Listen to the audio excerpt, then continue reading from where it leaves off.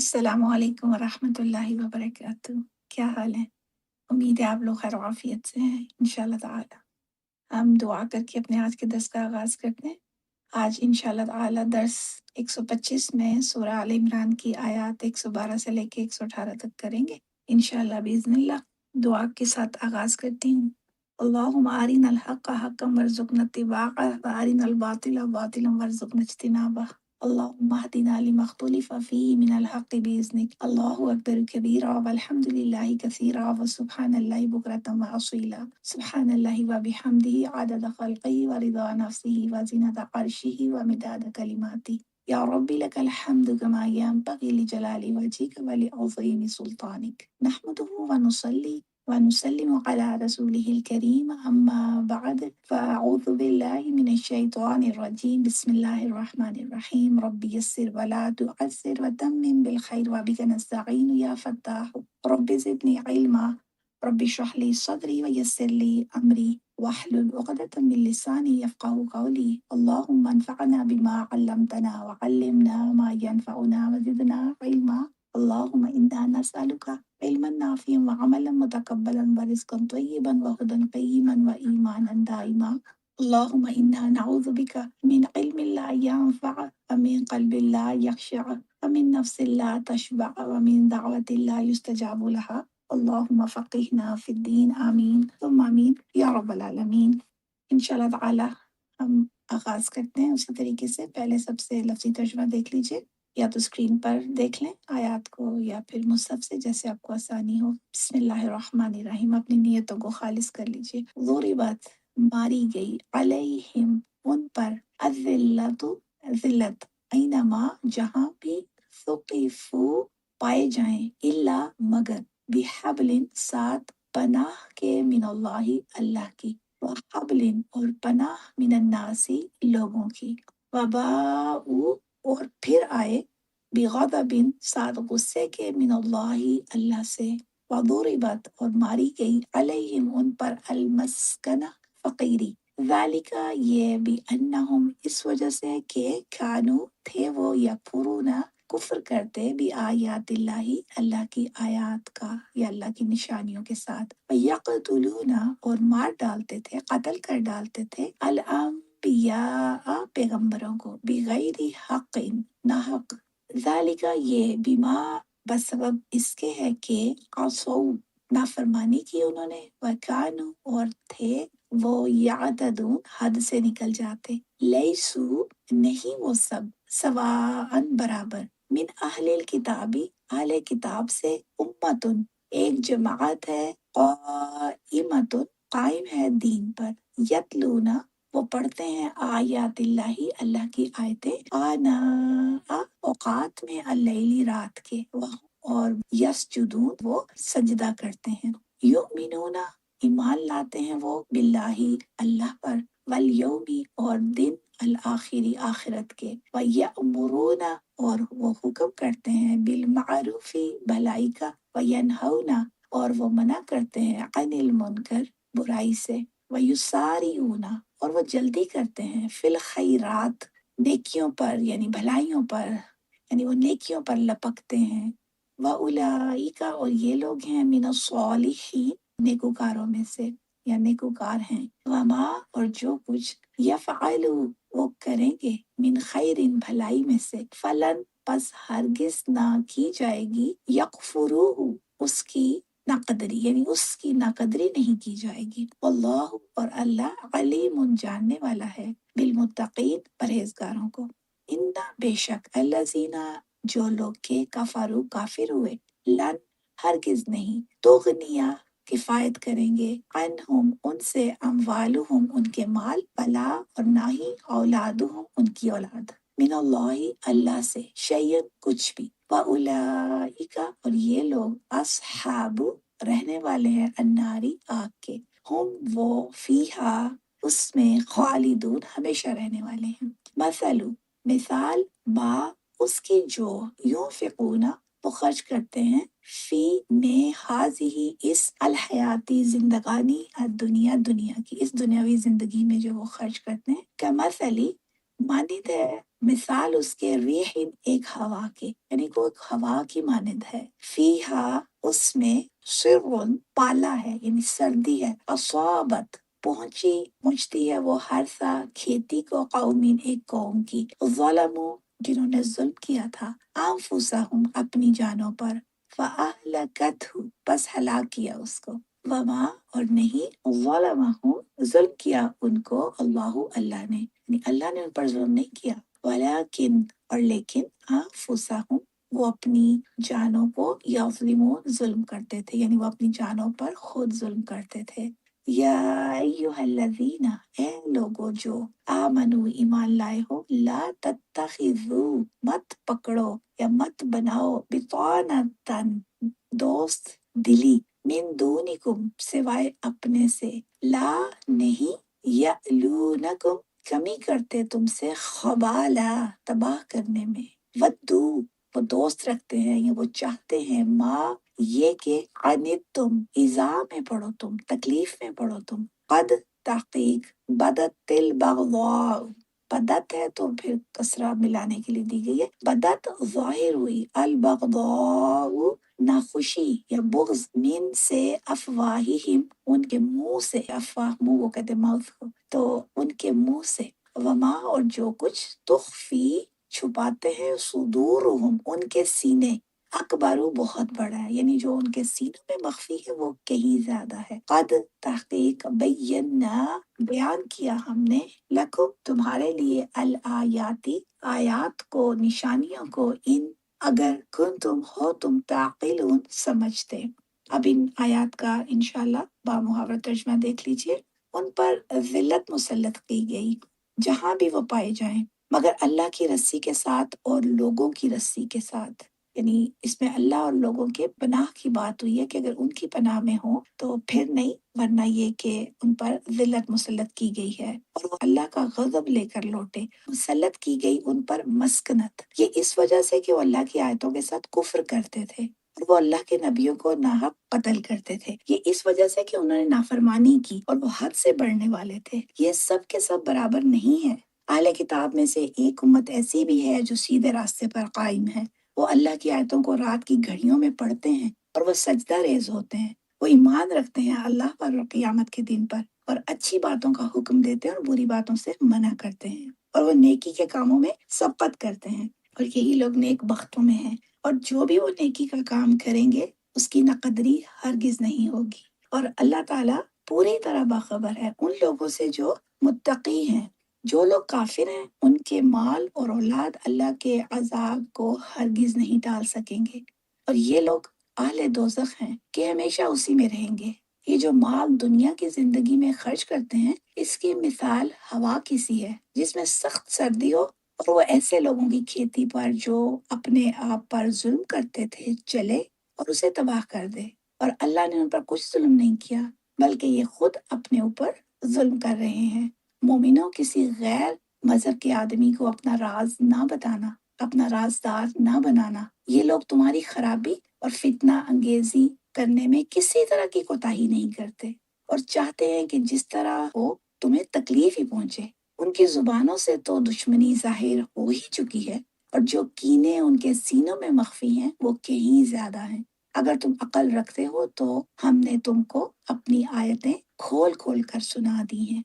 گزشتہ درس میں بیان ہو چکا ہے کہ جس طرح حضور نبی اکرم صلی اللہ علیہ وسلم تمام انبیاء سے افضل ہیں، اسی طرح آپ کی امت بھی تمام امتوں سے افضل ہے۔ اللہ تعالیٰ کے علم ازلی میں بھی یہ چیز موجود ہے، لوح محفوظ میں بھی درج ہے۔ اس کے بعد اہل کتاب سے شکوہ کیا گیا کہ اگر وہ بھی نبی آخر زمان پر ایمان لے آتے تو بہترین امت میں شامل ہو جاتے اور یہ ان کے لیے بہتر ہوتا، مگر وہ اپنے باطل عقیدے پر اڑے رہے۔ پھر فرمایا کہ ان میں سے کچھ ایمان والے بھی ہیں مگر اکثر نافرمان ہیں۔ پھر اہل ایمان کو تسلی دی گئی کہ ان سے کوئی خطرہ محسوس نہ کرو، یہ لوگ تمہیں زبانی حد تک تو ستائیں گے مگر تمہارا کوئی نقصان نہیں کر سکیں گے، اگر تمہارے مقابلے میں آئیں گے تو پیٹھ دکھا کر بھاگیں گے۔ چنانچہ نزول قرآن کے زمانے میں خیبر کے یہودیوں کو شکست ہوئی مدینے کے اطراف میں آباد یہودی قبائل بنو نذیر، بنو قریظہ اور بنی قینقاع ذلیل و خوار ہوئے۔ تاریخ شاہد ہے کہ مسلمانوں کے مقابلے میں رومیوں نے شکست فاش کھائی۔ شام اور مصر کے علاقے ان سے پاک ہوئے، اور جب تک مسلمانوں میں صلاحیت اور نیکی کا جذبہ قائم رہا وہ یہودیوں پر غالب رہے۔ پھر 7ویں صدی میں مسلمانوں کا انحطاط شروع ہوا، جو گزشتہ 8 صدیوں سے جاری ہے۔ اللہ تعالیٰ نے اہل کتاب خصوصاً یہودیوں کے متعلق فرمایا ہے یہاں پر ضربت علیہم الذلۃ اینما ثقفوا، ان پر ذلت مسلط کر دی گئی ہے جہاں بھی وہ پائے جائیں۔ جب سے انہوں نے اللہ کی کتاب میں تعریف کی ہے اور برائیوں میں ملوث ہوئے ہیں، اس وقت سے ذلیل و خوار ہو رہے ہیں۔ قرآن میں یہودیوں کی ذلت کا ذکر بہت سے دوسرے مقامات پر بھی موجود ہے۔ ان کی رسوائی کے متعلق پہلی آیت تو یہ ہے کہ یہودی سیاسی عروج اور اقتدار سے محروم کر دیے گئے ہیں۔ گزشتہ 2500 سالہ تاریخ سے ظاہر ہے کہ دنیا کے کسی خطے میں انہیں اقتدار حاصل نہیں ہوا۔ اس سے پہلے ان کی عظیم الشان سلطنتیں تھیں، مگر اب اس سے محروم ہیں اور محکومی کی زندگی بسر کر رہے ہیں۔ اینما ثقفوا کا یہی مطلب ہے کہ یہ لوگ جہاں کہیں بھی ہیں ذلیل و خوار ہو کر ہی گزر اوقات کر رہے ہیں۔ یہودیوں کی ذلت کی دوسری بات یہ ہے کہ یہ لوگ عزت نفس سے محروم رہے، کروڑ پتی ہونے کے باوجود بھکاریوں کی زندگی بسر کر رہے ہیں۔ مال سے محبت، ہر کام میں سازش اور ہر قوم سے مکاری اور چلاکی ان کی خصوصیات رہی ہیں۔ ان کو کہیں بھی آرام سے بیٹھنا نصیب نہیں ہوا۔ ایک جگہ شرارت کی تو دوسرے جگہ چلے گئے، وہاں سازش کی تو وہاں سے نکالے گئے۔ گزشتہ تاریخ سے واضح ہے کہ دنیا کی کوئی قوم انہیں عزت کی نگاہ سے نہیں دیکھتی تھی۔ کچھ عرصہ پہلے تک نصارہ سے بھی ان کی انبن تھی، ایسی ہی جیسے مسلمانوں کے ساتھ ہے۔ یہودی کبھی عیسائیوں کے ماتحت رہے، کبھی مسلمانوں کے، اور کبھی دیگر اقوام کے دستے نظر رہے۔ اللہ تعالیٰ نے فرمایا ہے کہ یہ جہاں بھی پائے جائیں ان پر ذلت اور رسوائی مسلط ہوگی، الا بحبل من اللہ، ہاں اگر اللہ کی رسی کو مضبوطی سے پکڑ لیں گے تو رسوائی سے بچ جائیں گے۔ بعض مفسرین کرام فرماتے ہیں کہ اللہ کی رسی سے مراد تورات کی وہ بچی کچی رسمیں ہیں جن پر یہ لوگ عمل کرتے رہتے ہیں۔ گویا تورات سے کسی حد تک وابستگی کی بنا پر یہ دنیا میں جیسی کیسی زندگی بھی گزار رہے ہیں۔ اگر اتنا بھی نہ ہوتا تو یہ لوگ صفحہ ہستی سے مکمل طور پر مٹ چکے ہوتے۔ بعض دوسرے مفسرین فرماتے ہیں کہ اللہ کی رسی سے مراد اللہ کا عہد و پیمان ہے، لہذا اگر یہ ایمان قبول کر لیں تو عزت کی زندگی گزار سکتے ہیں۔ فرمایا یہودیوں کے دنیا میں زندہ رہنے کی دوسری صورت یہ ہے وَحَبْلٍ مِّنَ النَّاسِ، کہ دوسرے لوگوں کے ساتھ معاہدہ کر کے ان کی ماتحتی میں رہنا قبول کر لیں تو پھر بھی ذلت سے بچ جائیں گے۔ یا تورات سے کسی حد تک لگاؤ کی وجہ سے یا پھر دوسری اقوام کے ساتھ عہد و پیمان کر کے گزر اوقات کر سکیں گے۔ دوسرے لوگوں کی ماتحتی قبول کرنا ہوگی اور ان کی رعیت بن کر رہنا پڑے گا۔ اچھا، بعض مفسرین نے حبل کا معنی ذمے کا کیا ہے، یعنی اللہ کے ذمے اور مسلمانوں کے ذمے۔ اگر اللہ تعالیٰ ان کو اپنی امان میں لے لے یا مسلمان ان کی حفاظت کی ذمہ داری اٹھائیں تو ذلت سے یہ بچ سکیں گے۔ اور بعض مفسرین فرماتے ہیں کہ ناس سے مراد عام لوگ ہیں، اگر کوئی دوسری قوم بھی ان کی پشت پناہی کرنے لگے تو بھی رسوائی سے بچے رہیں گے۔ تو گزشتہ 2500 سال میں یہودی اقتدار سے محروم رہے ہیں اور ہمیشہ دیگر اقوام کے ماتحت رہ کر وقت گزارا ہے۔ ان کی سابقہ تاریخ پر نظر ڈالیں تو پتہ چل جاتا ہے کہ انہوں نے تجارت کے بہانے جہاں بھی قدم جمانے کی کوشش کی ہے ہمیشہ تکلیف اٹھائی۔ جرمن قوم نے ان کو خوب مارا۔ لوگ جرمنوں کو بدنام کرتے تھے کہ انہوں نے یہودیوں سے اچھا سلوک نہیں کیا، مگر وہ کہتے تھے کہ تمہیں ان کی شرارتوں کا علم نہیں ہے، یہ سازشی لوگ ہیں، ان کو ہر وقت شرارت ہی سوچتی ہے، جہاں بھی رہتے ہیں لوگوں کو چین سے نہیں بیٹھنے دیتے۔ یہ لوگ ترکی میں ہمیشہ رہے ہیں اور اب بھی ہیں، مگر اسلامی سلطنتیں ان سے ہمیشہ تکلیف اٹھاتی رہی ہیں۔ مسلمان ان کو رعایا سمجھ کر ان سے نرمی برتتے رہے، مگر یہ اپنی فطرت سے کبھی باز نہ آئے۔ اب موجودہ زمانے میں صورتحال مختلف ہے۔ اسرائیل کی حکومت قائم ہوئی بھی ہے اور یہودیوں کو ٹھکانہ تو نصیب ہوا ہے۔ اس پر چہمگوئیاں ہونے لگی ہیں کہ کیا قرآن پاک کا پھر ذہن میں تو آتا ہے نا کہ جب اللہ سبحانہ و تعالیٰ کہتے ہیں کہ ان کا تو کوئی وطن نہیں ہوا، ان کو تو کبھی عزت نہیں ملے گی، جیسے ہم اب دیکھ رہے ہیں اپیرنٹلی تو ایسا ہو رہا ہے کہ ایک طرح سے اقتدار بھی ان کے پاس ہے بلکہ سب پر حاوی ہو رہے ہیں۔ تو کیا پھر قرآن پاک کا دعویٰ معاذ اللہ غلط ثابت ہوا ہے کہ یہودیوں پر ذلت مسلط کر دی گئی ہے؟ قرآن تو یہ کہتا ہے اور وہ اقتدار سے محروم ہے۔ تو اس ضمن میں یہ عرض ہے کہ اس یہودیوں کی موجودہ حکومت کی اپنی کوئی بنیاد نہیں، ان کا موجودہ اقتدار محض حبل من الناس کی بدولت ہے. جیسے یہاں اللہ سبحانہ وتعالیٰ نے یہ دو ایکسیپشنز بتائی ہیں نا کہ اگر اللہ کی پناہ یا لوگوں کا ساتھ ان کے ساتھ ہو تو تب ان کو اقتدار مل سکتا ہے. تو یہ ان کا جو اقتدار ہے نا اصل میں حبل من الناس کی بدولت ہے. ناس سے مراد یہاں پر غیر مسلم طاقتیں ہیں جن میں کچھ عیسائی ہیں پھر کچھ دہریے ہیں. آج یہودی انہی کی دستاویز سے زندہ ہیں. اگر غور سے دیکھا جائے تو اسرائیل کو 4 عالمی طاقتیں امریکہ، برطانیہ، فرانس اور روس کی پشت پناہی حاصل ہے. ان میں سے 3 پہلی جو ہے امریکہ، برطانیہ، فرانس، یہ تو عیسائی ہیں اور چوتھی دہریہ ہے. اسرائیل ان سب کی ایک مشترکہ چھاونی ہے جسے ارد گرد کے مسلمان ملکوں کو تنگ کرنے کے لیے قائم کیا گیا ہے. اب تو خیر ہم دیکھ رہے ہیں کہ مسلمان ممالک بھی ان کا ساتھ دے رہے ہیں. تو اسرائیل کا قیام ان 4 عالمی طاقتوں کی مسلمانوں کے خلاف سازش کا نتیجہ ہے. اگر آج یہ قوتیں اسرائیل سے اپنا سایہ اٹھا لیں یعنی ان کی پشت پناہی چھوڑ دیں تو یہودی ایک دن بھی زندہ نہیں رہ سکتے. امریکہ اس سازش میں مرکزی کردار ادا کر رہا ہے. اسرائیل اپنے ارد گرد مسلمانوں پر ظلم کر رہا ہے. تل ابیب کی بجائے بیت المقدس کو دارالخلافہ بنایا گیا ہے. جولان کی پہاڑیوں پر غاصبانہ قبضہ کیا اور پھر یہ سارے علاقے شامی علاقہ ہے حالانکہ جس کو انہوں نے اسرائیل اسمبلی کے لیے اسرائیل کا حصہ قرار دے لیا ہے.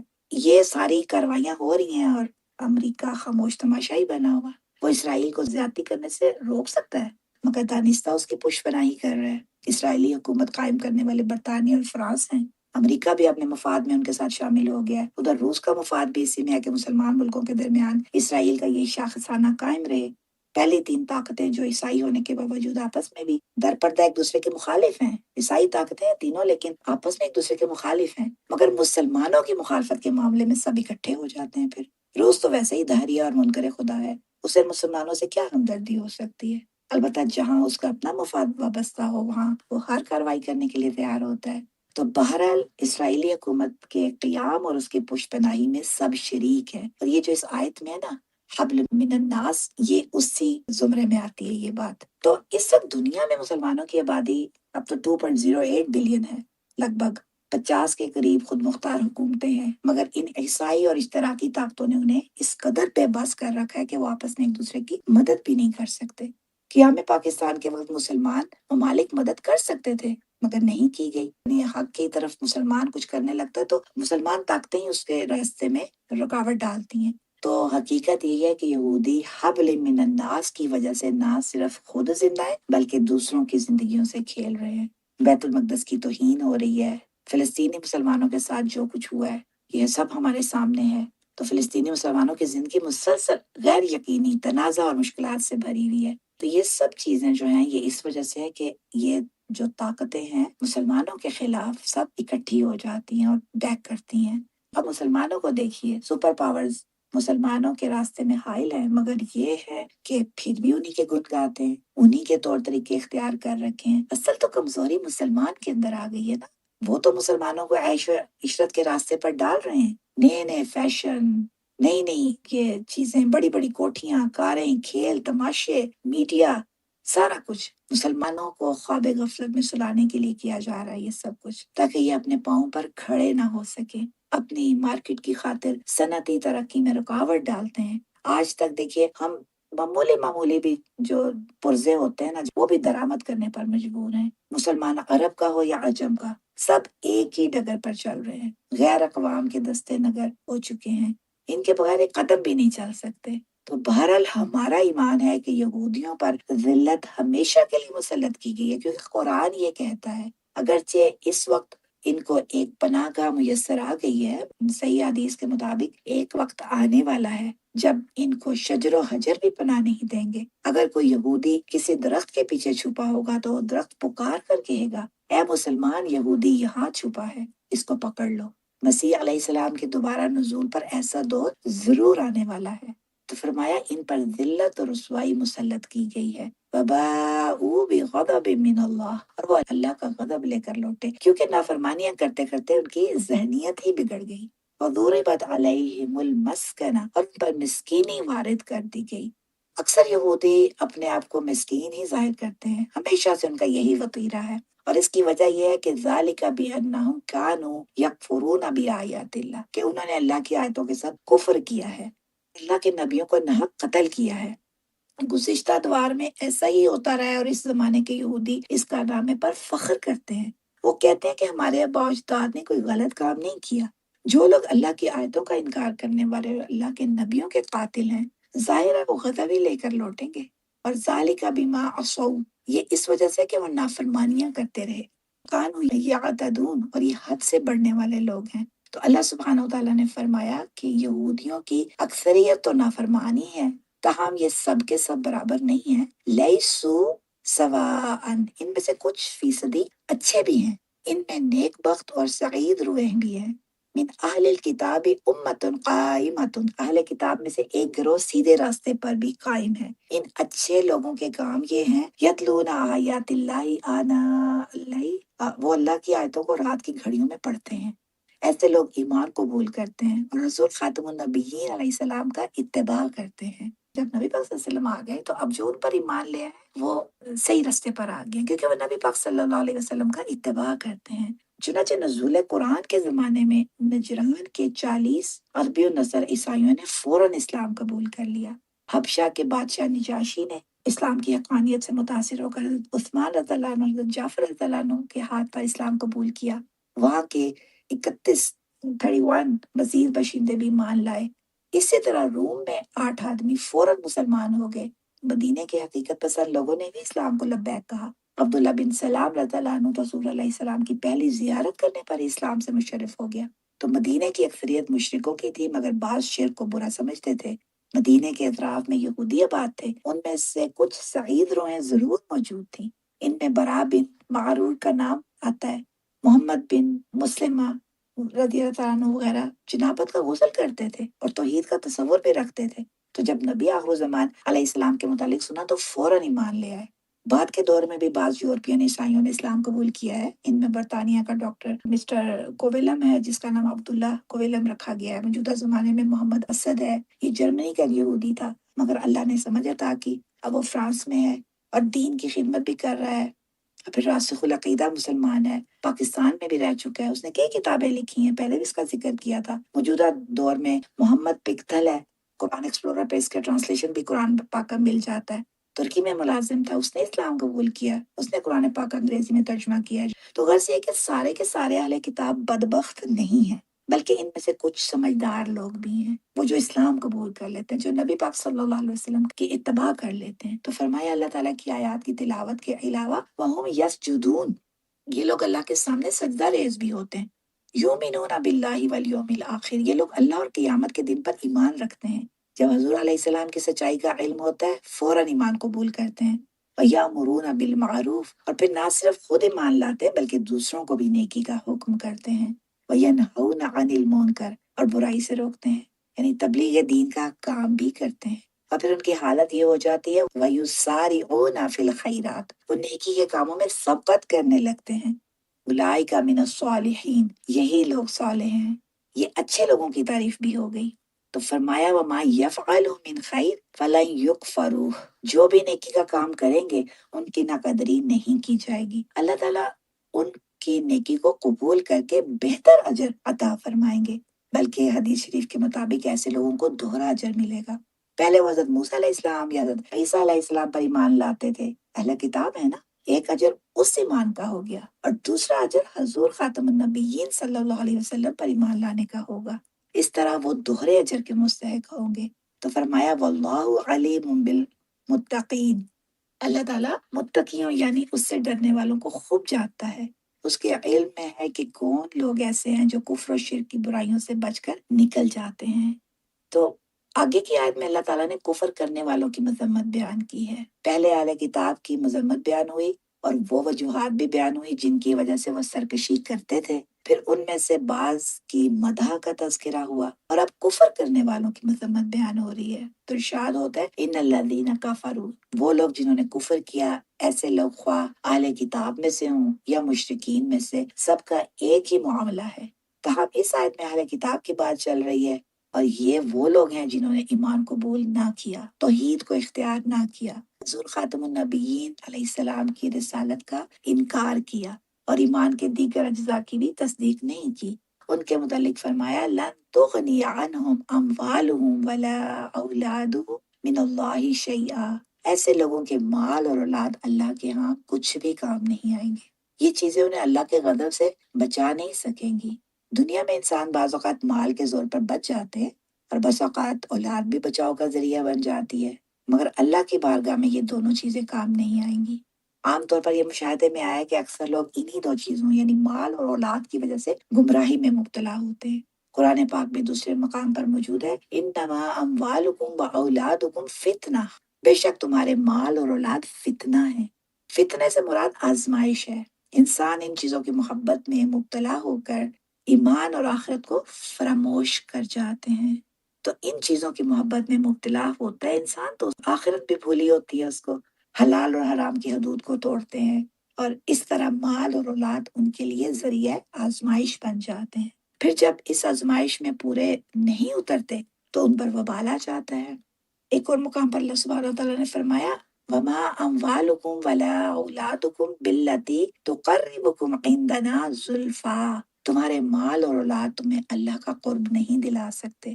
قرب الہی تو ایمان، توحید اور اعمال صالح سے حاصل ہوتا ہے، مگر لوگ اس چیز کو بھول کر مال اور اولاد کی محبت میں جائز اور ناجائز کی تمیز نہیں رکھتے، لہٰذا انہیں اللہ کا قرب حاصل نہیں ہو سکتا۔ اس واسطے یہ چیزیں اللہ کے ہاں کچھ کام نہیں آئیں گی۔ حضور علیہ السلام کا ارشاد ہے کہ اولاد انسان کے حق میں بخل اور بزدلی کا باعث ہے۔ اسی کی خاطر انسان مال خرچ نہیں کرتا اور جہاد میں شریک نہیں ہوتا کہ اولاد کی حفاظت کون کرے گا۔ اسی کی خاطر نیکی کے دوسرے کاموں سے بھی محروم رہ جاتا ہے۔ ترمذی شریف کی روایت میں آتا ہے کہ حضور علیہ السلام نے فرمایا، لِكُلِّ أُمَّةٍ فِتْنَةٌ، ہر امت کے لیے ایک خاص فتنہ ہوتا ہے، وَفِتْنَةُ أُمَّتِي الْمَالُ، اور میری امت کا فتنہ مال ہے۔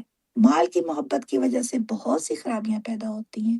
صحیح بخاری اور صحیح مسلم کی روایت میں ہے کہ حضور صلی اللہ علیہ وسلم کا ارشاد ہے، مجھے تم پر فقر کا خوف نہیں، مجھے تمہارے متعلق یہ ڈر ہے کہ تم پر دنیا وسیع کر دی جائے گی جس طرح تم سے پہلے لوگوں پر کی گئی، پھر تم اس میں رغبت کرنے لگو گے جس طرح ان لوگوں نے کی، پھر وہ تم کو ہلاک کر دے گی جس طرح پہلے لوگوں کو اس نے ہلاک کیا۔ اللہ اکبر۔ تو مقصد یہ ہے کہ دنیا کے معاملے میں تم ایک دوسرے سے سبقت حاصل کرنے کی کوشش کرو گے، پھر وہ تم کو ہلاک کر دے گی۔ اسی لیے فرمایا کہ میری امت کا خاص فتنہ مال ہے۔ آج دیکھیے کتنا مٹیریلسٹک دور ہو گیا ہے، ہر شخص جو ہے پیسے کی دوڑ میں ہے، ہر شخص دوسرے سے دنیاوی چیزوں میں آگے نکلنا چاہتا ہے۔ دین بہت پیچھے رہ گیا ہے، اب کوئی کسی پر رشک نہیں کرتا دین کی وجہ سے، مال کی وجہ سے، اور مال کی وجہ سے حسد پیدا ہوتا ہے۔ تو ہر کوئی اپنے سے اوپر کو دیکھتا ہے، حالانکہ دنیا میں اپنے سے نیچے کو دیکھو اور دین میں اپنے سے اوپر کو دیکھو۔ ہمارے یہاں الٹ ہوتا ہے، ہم لوگ دنیا کے حساب سے تو اپنے سے اوپر کو دیکھتے ہیں اور اس میں پھر حسد اور بغض اور بہت ساری نیگیٹو چیزیں پیدا ہوتی ہیں، اور دین میں اپنے سے ہمیشہ ہم نیچے کو دیکھتے ہیں اور کہتے ہیں کہ نہیں وہ فلانا تو اتنا بھی نہیں کر رہا، میں تو بہت کر رہا ہوں پھر بھی۔ تو بہرحال اللہ ہم سب کو ہدایت دے۔ تو نبی اکرم صلی اللہ علیہ وسلم نے یہی فرمایا کہ ہر امت کے لیے کوئی فتنہ ہوتا ہے، لیکن میری امت کا فتنہ جو ہے مال ہے۔ مسلم شریف کی روایت میں آتا ہے کہ مال انسان کا اچھا ساتھی ہے بشرطے کہ وہ اس میں سے اللہ کا، اس کے بندوں کا حق ادا کرے۔ اگر مال کچھ جگہ پر استعمال کیا ہے تو پھر مال وہ فائدہ مند ہو جاتا ہے، اور اگر حق ادا نہیں کرتا تو یہی مال اس کے لیے وبال جان بن جاتا ہے۔ مال کی جتنی بہتات ہوگی آزمائش بھی اتنی ہی بڑی ہوگی، فتنے بھی اتنے ہی زیادہ برپا ہوں گے۔ مال کے فتنے کی وجہ سے ہی اسلام کے نام لیوا برائی اور عیاشی میں مبتلا ہیں، فضول امور میں خرچ کرنے میں دوسری اقوام سے آگے ہیں۔ دولت تو ہے مگر صحیح جگہ پر خرچ نہیں ہوتی، غلط جگہ پر خرچ ہو کر فتنہ بن جاتی ہے۔ اخلاق کے متعلق بھی حضور علیہ السلام کا ارشاد آتا ہے کہ ان لکل دین خلقا، ہر دین کا کوئی مخصوص اخلاق ہوتا ہے، وخلق الاسلام الحیاء، اور اسلام کا خلق حیا ہے۔ جب تک لوگوں میں حیاداری موجود ہے، اخلاق موجود ہے۔ آپ کو پتہ نا جہاں سے حیا جاتی ہے وہاں سے ایمان چلا جاتا ہے، اور اب بے حیائی کا جو طوفان ہے، جو فحاشی کا طوفان ہے، اب دیکھیے کہ کہاں پر کھڑے ہیں ہم۔ جب حیا ہی نہیں رہی تو اخلاق کا جنازہ نکل گیا۔ صحیح بخاری اور موطا امام مالک وغیرہ میں پہلے انبیاء کی تعلیم سے یہ بات اخذ کی گئی ہے، اذا لم تستحی فاصنع ما شئت، جب حیا کا دامن چھوڑ دیا جو چاہے کرتے پھرو، کوئی پوچھنے والا نہیں ہے۔ تو امتیں اخلاق کی وجہ سے زندہ رہتی ہیں، جب ان میں اخلاق ختم ہو جائے تو امتیں بھی مٹ جاتی ہیں۔ ایسی صورت میں کسی امت کا زندہ رہنا یا ختم ہو جانا کچھ مفید نہیں رہتا۔ لو اخلاق ختم ہو گیا تو بس ختم سب، نبی آخر الزمان علیہ السلام اور آپ کے ساتھیوں کا اخلاق نہایت اعلیٰ درجے کا تھا۔ یہی وجہ ہے کہ انہیں دنیا پر غلبہ حاصل ہوا اور انہوں نے اس زمین پر نیکی کو رائج کیا۔ غرض یہ کہ اللہ نے فرمایا ہے کہ انسان کے حق میں مال اور اولاد دو بڑی آزمائشیں ہیں۔ لوگ انہی کی وجہ سے ایمان اور نیکی سے محروم ہوتے ہیں، مگر یہ دونوں چیزیں اللہ کے ہاں کچھ کام نہیں آئیں گی۔ فرمایا ان چیزوں سے حد سے زیادہ محبت کرنے والوں کا انجام یہ ہوگا وَأُولَٰئِکَ أَصْحَابُ النَّارِ، ان لوگوں کا ٹھکانہ دوزخ میں ہوگا، ہم فیہا خالدون، اور اسی میں ہمیشہ ہمیشہ رہیں گے۔ پھر اگلی آیت میں اس بات کی وضاحت کی گئی ہے یہاں پر کہ کفار اس دنیا میں جو مال خرچ کرتے ہیں اس کی کیا حیثیت ہے، کیا اللہ کے ہاں اس قسم کے خرچ کا کوئی فائدہ ہوگا؟ تو اللہ تعالیٰ نے ایک مثال کے ذریعے یہ بات سمجھائی ہے۔ ارشاد ہوتا ہے کہ مثل ما ينفقون فی هذه الحیات الدنیا، مثال اس کی جو خرچ کرتے ہیں اہل ایمان تو اس دنیا میں جو کچھ خرچ کرتے ہیں وہ اللہ کی رضا کے لیے کرتے ہیں، اور اس کا بدلہ اللہ کے ہاں یقیناً بہتر ملے گا۔ مگر کافروں کے ساتھ معاملہ کیسے ہوگا؟ برے کاموں میں خرچ کرنے کے علاوہ وہ لوگ بعض اوقات اچھے کاموں میں بھی خرچ کرتے ہیں، غریبوں کی امداد کرتے ہیں، اسکول اور اسپتال قائم کرتے ہیں، یتیم خانے تعمیر کرتے ہیں، بہت سارا کرتے ہیں سوشل ورک، پل اور سرائیں بناتے ہیں، اپنے اپنے مذہب کے مطابق نیکی کے دوسرے کاموں میں بھی روپیہ صرف کرتے ہیں، مال خرچ کرتے ہیں۔ تو ان کے متعلق اللہ تعالیٰ نے فرمایا کہ ان کے خرچ کیے ہوئے مال کی مثال ایسی ہے کمثل ریح فیہا سر، جیسے ہوا ہو جس میں سخت سردی ہو، اصابت حرث قوم ظلموا انفسهم، یہ سرد ہوا ایسی قوم کی کھیتی پر آئے جس نے اپنی جانوں پر ظلم کیا ہے۔ کھیت پک کر تیار ہو رہا ہے، اناج سے بھرا پڑا ہے، خوب لہلہا رہا ہے، اتنے میں سخت سردی والی یعنی سخت ٹھنڈی ہوا آتی ہے، فَأَهْلَكَتْهُ، اس کو ہلاک کر دیتی ہے۔ اچھی بھلی کھیتی دیکھتے ہی دیکھتے تباہ و برباد ہو جاتی ہے اور اس کے مالک منہ دیکھتے رہ جاتے ہیں۔ تو فرمایا کفر کرنے والوں کے خرچ کی مثال ایسی ہی ہے۔ وہ اس دنیا میں رفاع عامہ کے کاموں پر خرچ کر کے خوش ہو رہے ہیں کہ ان کا خرچ کیا ہوا مال انہیں بہت فائدہ دے گا، مگر حقیقت میں اللہ کے ہاں اس خرچ کا کوئی فائدہ نہیں ہوگا۔ جس طرح کھیتی کا مالک اناج کی آس لگائے بیٹھا تھا مگر ٹھنڈی ہوا نے اسے برباد کر کے رکھ دیا، اسی طرح مال خرچ کرنے والا کافر امید کرے گا کہ مال خرچ کرنے کے عوض اس کو اجر عظیم ملے گا، مگر اس کا یہ سارا کیا کرایا یکدم ضائع ہو جائے گا اور اس کے لیے کچھ مفید نہیں ہوگا۔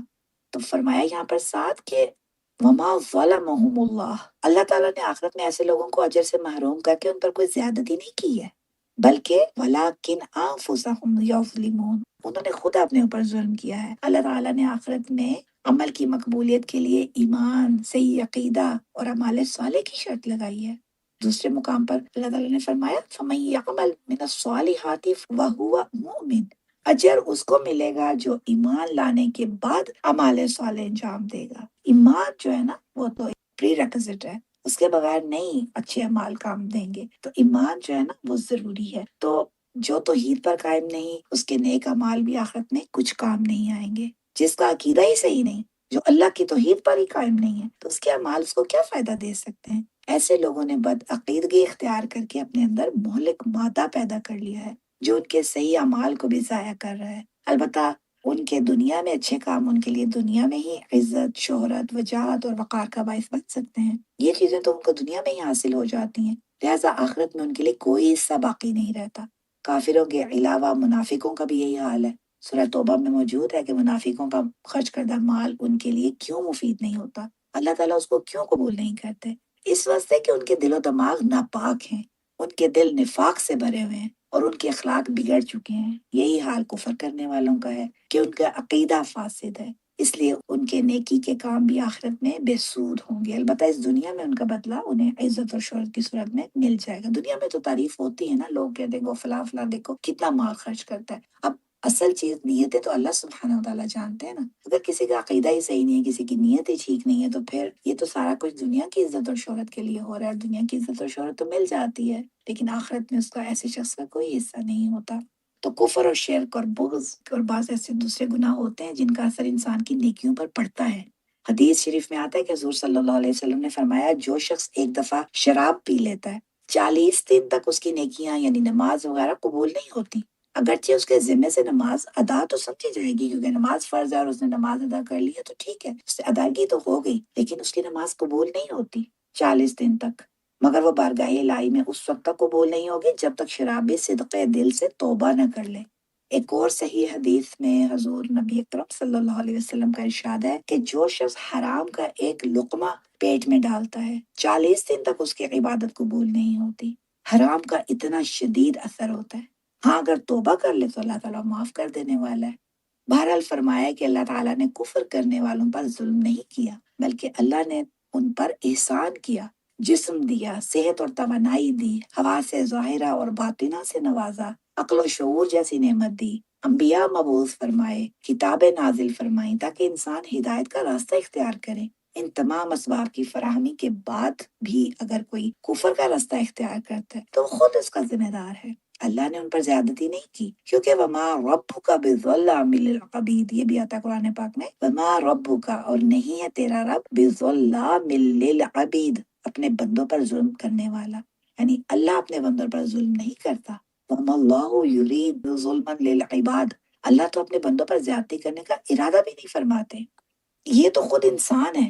ولیکن انفسہم یظلمون، جو خود اپنے اوپر ظلم کرتے ہیں، اپنے ایمان اور عقیدے کو خراب کرتے ہیں، برے اعمال کی انجام دہی کرتے ہیں۔ اللہ تعالیٰ قیامت کے دن فرمائے گا کہ یہ برے اعمال تمہاری اپنی کمائی ہے، اب اس کو خود ہی بھگتو۔ اگر نیکی انجام دی ہے تو اللہ تعالیٰ فرمائے گا شکر ادا کرو کہ میں نے تمہیں نیکی کی توفیق عطا فرمائی، جس کا آج تمہیں اچھا بدلہ مل رہا ہے۔ تو بہرحال یہاں پر اللہ تعالیٰ نے کافروں کے خرچ کردہ مال کی حیثیت کو ایک مثال کے ذریعے واضح کر کے بات سمجھا دی کہ ایمان کے بغیر کوئی عمل اللہ کے ہاں قابل قبول نہیں ہوگا۔ ایمان اتنی بڑی دولت ہے، اس کو بچا بچا کے رکھنا ہے۔ انشاءاللہ تعالیٰ اللہ ہم سب کو ایمان والی زندگی دے اور خاتمہ بالایمان نصیب فرمائے۔ اب یہاں سے آگے اہل ایمان کو تنبیہ کی جا رہی ہے کہ مسلمان اہل کتاب کی اسلام دشمنی کے پیش نظر ان کو اپنا مخلص دوست نہ بنائیں۔ مسلمانوں کو پتہ ہونا چاہیے کہ اہل کتاب کس طرح کے لوگ ہیں، اور قرآن نے بتایا اسلام دشمنی ہے ان کے اندر، تو اس لیے ان کو اپنا مخلص دوست نہ بنائیں۔ پھر ارشاد ہوتا ہے کہ یا ایھا الذین آمنوا، اے ایمان والو، لا تتخذوا بطانۃ من دونکم، اپنوں کے سوا دوسروں کو اپنا مخلص دوست نہ بناؤ۔ یہاں پر بطانہ کا لفظ آیا ہے جو کہ خاص الخاص رازداں دوست کے لیے استعمال ہوتا ہے، اور بتانا جو ہے نا وہ استر جو ہوتا ہے، لائننگ جو ہوتی ہے کوٹ کے اندر لگائے جاتے ہیں، اس کو بھی بتانا کہتے ہیں۔ تو گویا یہ ایک ایسی چیز ہے جو داخلی طور پر استعمال ہوتی ہے۔ حدیث شریف میں آتا ہے کہ حضور صلی اللہ علیہ وسلم نے انصار مدینہ کے متعلق فرمایا تھا، انصار میرے لیے بمنزلہ شعار، یعنی اندر والے کپڑے کی ہیں، اور باقی لوگ وثار یعنی باہر والے کپڑے، چادر، کمبل وغیرہ کی مانند ہے۔ تو اس لحاظ سے پھر شعار اور بتانا جو ہے نا دو لفظ ہم مانا ہے اور نہایت ہی مخلص دوست کے لیے بولے جاتے ہیں۔ تو من دونکم میں اہل کتاب اور مشرک دونوں آ جاتے ہیں۔ بعض مفسرین نے منافقین کو بھی اس زمرہ میں شامل کیا ہے۔ تو مسلمانوں کو نصیحت یہاں پر کی جا رہی ہے کہ اہل ایمان کے علاوہ دوسرے لوگوں کو اپنا مخلص دوست نہ بنائیں۔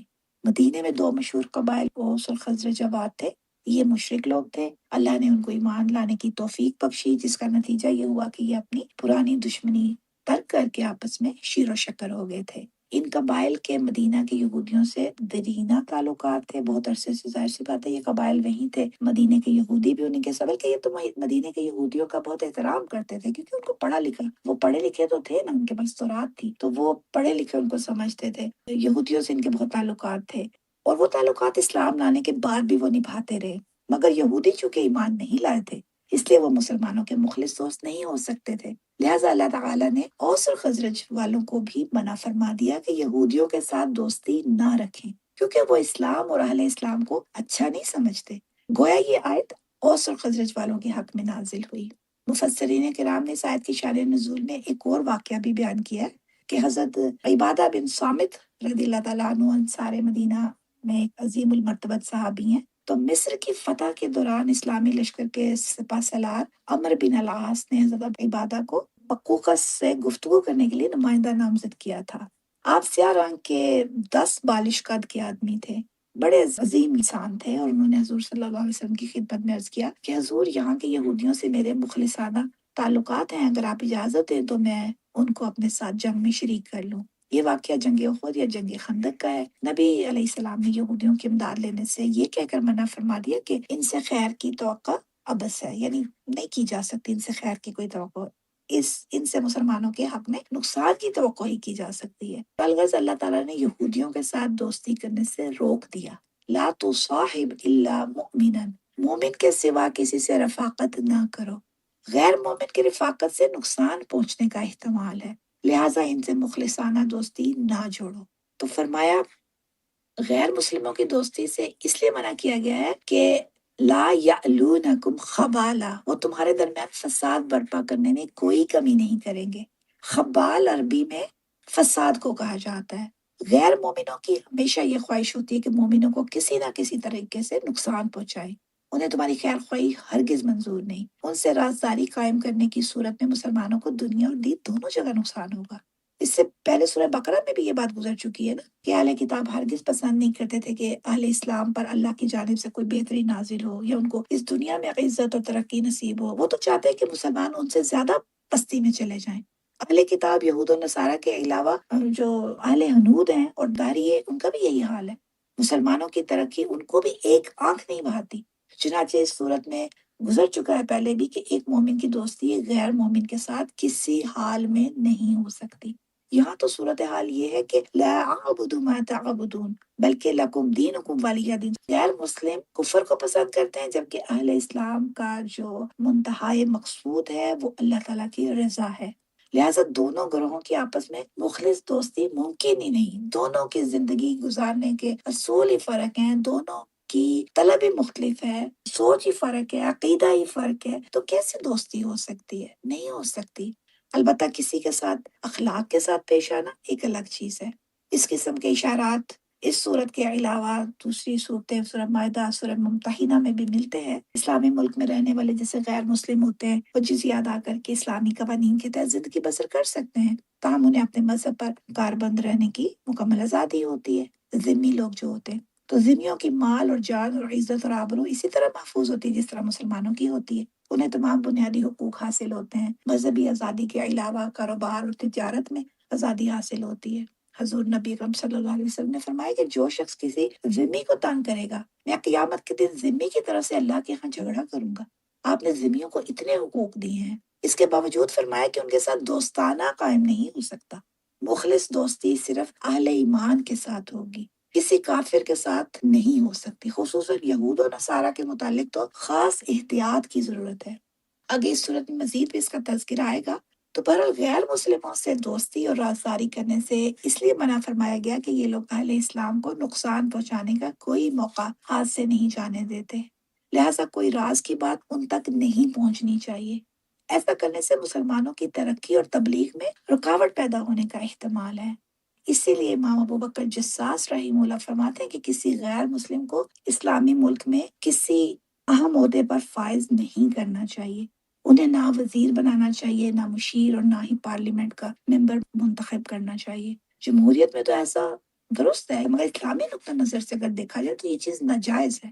کسی عیسائی، یہودی، ہندو یا قادیانی کو وزیر یا مشیر یا افواج کا کمانڈر بنا دیا جائے تو معاملہ بگڑ جائے گا۔ آج دیکھیے ہمارے ملکوں میں کیا ہو رہا ہے، ہر جگہ پر گھسے ہوتے ہیں اس طرح کے لوگ۔ کچھ تو پتہ بھی ہوتا ہے لوگوں کو، اور کچھ جیسے کہتے ہیں نا ایک لبادہ اوڑھ کے۔ تو حضرت عمر رضی اللہ عنہ کے دور میں حضرت حذیفہ رضی اللہ تعالیٰ عنہ نے اپنا کاتب غیر مسلم کو مقرر کرنا چاہا تھا، مگر آپ نے انکار کر دیا تھا اور فرمایا کہ جسے اللہ نے دور کیا تم اسے کیوں قریب کرنا چاہتے ہو۔ شاہ ولی اللہ محدث دہلوی نے اپنا ازالہ خفا میں لکھا ہے کہ مقام القرآن ہے، اس میں بھی یہ روایت موجود ہے کہ وثیق نامی روم کا عیسائی حضرت عمر رضی اللہ عنہ کا غلام تھا، بڑا ذہین اور اعلیٰ درجے کا حساب دان تھا۔ تو آپ نے فرمایا کہ اگر تم ایمان لے آؤ تو میں تمہیں کوئی ذمہ داری کا کام سونپ دوں گا، مگر وہ شخص ایمان نہیں لایا اور آپ نے اسے کوئی عہدہ نہیں دیا۔ جب آپ زخمی ہو گئے تو اسے پھر بلا کر ایمان اور عہدے کی پیشکش کی، مگر وہ رضامند نہیں ہوا۔ آپ نے اسے آزاد کر دیا مگر کوئی عہدہ نہیں دیا۔ اس روایت سے دو چیزیں ثابت ہوتی ہیں۔ پہلی یہ کہ اسلام میں جبر نہیں ہے، وہ زبردستی بھی تو اس کو اسلام پہ لا سکتے تھے نا، تو نہیں، تو جبر نہیں ہے۔ یہ پڑھ بھی چکے ہیں ہم پیچھے آیت، لا اکراہ فی الدین، کسی کو زبردستی مسلمان نہیں بنایا جا سکتا۔ اور دوسری بات یہ اس روایت سے پتہ چلتی ہے کہ کسی غیر مسلم کو اسلامی حکومت میں کوئی کلیدی آسامی پیش نہیں کی جا سکتی۔ اگر ایسا ہوگا تو اہل اسلام کے لیے لازماً نقصان کا باعث ہوگا۔ تو غیر مسلموں کی خصلت بیان فرماتے ہوئے پھر اللہ تعالیٰ نے فرمایا وَدُّوا مَا عَنِتُّمْ، وہ تمہاری مشقت کو پسند کرتے ہیں۔ ایک اور جگہ پر فرمایا وَلَوْ شَاءَ اللَّهُ لَأَعَانَتَكُمْ، اگر اللہ چاہتا تو تمہیں مشقت میں مبتلا کر دیتا۔ ان کی دلی خواہش یہ ہوتی ہے کہ مسلمان مصیبت میں گرفتار ہو جائیں، یعنی مسلمانوں کو تکلیف میں دیکھ کے یہ لوگ خوش ہوتے ہیں۔ یہ اللہ سبحانہ وتعالیٰ فرما رہے ہیں۔ اور دیکھو قد بدت البغضاء من افواہہم، ان کی اسلام دشمنی کی بات بعض اوقات ان کی زبانوں پر بھی آ جاتی ہے۔ لاکھ کوشش کرے کہ ان کی اسلام کے ساتھ دشمنی چھپی رہے، مگر پھر بھی منہ سے کوئی نہ کوئی ایسی بات نکل جاتی ہے جو ان کی اندرونی خباثت کو ظاہر کرتی ہے۔ 1971 میں 71 میں جب مشرقی پاکستان علیحدہ ہوا تو اندرا گاندھی کی زبان سے یہ بات نکل گئی تھی کہ ہم نے ہندوستان پر مسلمانوں کی 1000 سالہ حکومت کا بدلہ لے لیا ہے۔ اسی طرح انگریز، عیسائی، امریکی، ہنود اور یہود ہمیشہ مسلمانوں کے بدخواہ ہی رہیں گے، اور اس دشمنی کا اظہار ان کی زبانوں سے وقتاً فوقتاً ہوتا رہتا ہے۔ یہ لوگ قرآن پاک اور حضور نبی اکرم صلی اللہ علیہ وسلم کی توہین کا کوئی موقع نہیں چھوڑتے۔ ایک انگریز نے یہ ہرزہ سرائی کی تھی کہ مسلمانوں کے آخری نبی تو بادشاہ تھے، وہ تو لونڈیوں کے ساتھ کھیلتے رہتے تھے، الیاذ باللہ۔ ایک اور انگریز نے اپنے کتے کا نام احمد رکھا تھا، استغفر اللہ۔ اس پر ساری دنیا میں احتجاج ہوا۔ کوئی اپنے اونٹ کا نام محمد رکھتا ہے تاکہ مسلمانوں کو ذہنی کوفت ہو۔ ایک اور خبیث نے اپنے رسالے میں حضرت علی رضی اللہ عنہ کے متعلق لنگور کا لفظ استعمال کیا تھا۔ بہرحال اس قسم کی اذیت ناک باتیں ہوتی رہتی ہیں، اس لیے غیر مسلموں کے ساتھ دوستی سے منع فرما دیا گیا ہے۔ ان لوگوں نے قرآن پاک کے متعلق بھی اپنی خباثت کا اظہار کیا ہے۔ اس سے ایک رجعت پسندانہ کتاب کا نام دیا گیا ہے۔ ملکہ وکٹوریہ کے زمانے کا وزیر اعظم گلیڈ سٹون تھا، اس نے قرآن پاک کو ہاتھ میں لے کر کہا تھا کہ جب تک یہ کتاب موجود ہے دنیا مہذب نہیں ہو سکتی، لہٰذا اس کتاب کو ختم کرنا ہوگا، نعوذ باللہ۔ ہندوستان کے صوبہ جات متحدہ کا جو گورنر تھا سر ولیم میور، نہ صرف عیسائی تھا بلکہ بہت بڑا پادری تھا۔ اس نے کہا تھا کہ انسانیت کی دشمن دو چیزیں ہیں، یعنی ایک محمد کا قرآن اور دوسری اس کی تلوار، جس کے ساتھ وہ جہاد کرتے ہیں۔ اسلام دشمنی کا منہ بولتا ثبوت اس کی کتاب ہے لائف آف محمد، جو اس نے لکھی ہے، سوانح یعنی لکھی ہے محمد صلی اللہ علیہ وسلم کی۔ تو یہ ایسی چیزیں ہیں کہ جو اہل اسلام کے لیے نہایت تکلیف دہ ہیں۔ وہ کہتے ہیں جب تک محمد کا قرآن اور اس کی تلوار نہ ختم ہو، یہ بہت دشمن چیزیں ہیں انسانیت کے لیے۔ اور دیکھیے اب جہاد کا جذبہ بھی ختم کر دیا گیا بالکل مسلمانوں کے اندر سے، اور کتاب سے بھی دور ہیں، سب تارک قرآن ہوئے پڑے ہیں۔ تو جب انسان قرآن سے دور ہو جاتا ہے تو ختم ہو جاتا ہے۔ تو بات وہی ہے کہ اسلام دشمن طاقتیں کبھی مسلمانوں کی خیر خواہ نہیں ہو سکتی۔ ان کی اندرونی خباثت بس اوقات ان کی زبانوں پر تو آتی رہتی ہے، مگر وما تخفی صدورہم اکبر، اللہ تعالیٰ نے فرمایا کبھی کبھار تو ان کی زبانوں پر بھی یہ باتیں آ جاتی ہیں، لیکن ان کے دل کے اندر جو ہے نا، وہ تو اس سے بھی بہت بڑی چیز ہے۔ تو دشمن سے تو کبھی کسی طرح کی دوستی کرنے کی گنجائش ہی نہیں۔ مسلمانوں کی بعض حکومتیں دشمنوں کے بل بوتے پر قائم ہیں، اور اس ڈر سے کہ وہ حکومت کسی اور کو نہ دلا دیں، دشمنوں کی ہر بات مانتے رہتے ہیں، اور جس طرح دشمن کہتے ہیں اسی طرح کرتے رہتے ہیں۔ دشمن نے سمجھا رکھا ہے کہ عوام کو بہکانے کے لیے کہتے رہو کہ ہم اسلام قائم کریں گے، اگر کوئی شخص واقعی اسلام لانے لگے تو وہ مقتول یا معزول ہو جاتا ہے۔ دیکھیے کوئی اسلام کی بات صحیح معنوں میں جو کرنے والا ہوتا ہے اس کو ہٹا دیا جاتا ہے۔ یہ سب ہمارے سامنے، ہم سب جانتے ہیں ان باتوں کو۔